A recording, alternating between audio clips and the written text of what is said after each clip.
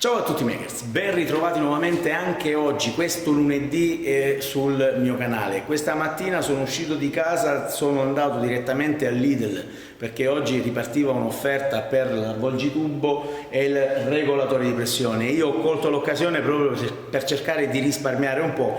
Sono andato, ho voluto proprio acquistare questi due oggetti e tornando qui in laboratorio mi sono messo all'opera a fare l'impianto Aria, appunto, per portare dall'entrata fino qui alla zona legno, portare un punto d'aria, infatti, proprio perché serviva. Io vi faccio vedere un po' più da vicino. Questo qui ho messo ad altezza uomo in modo proprio da poter arrivare a regolare la pressione nel momento in cui si usano sparachiodi e quant'altro, perché la pressione deve essere un po' più bassa.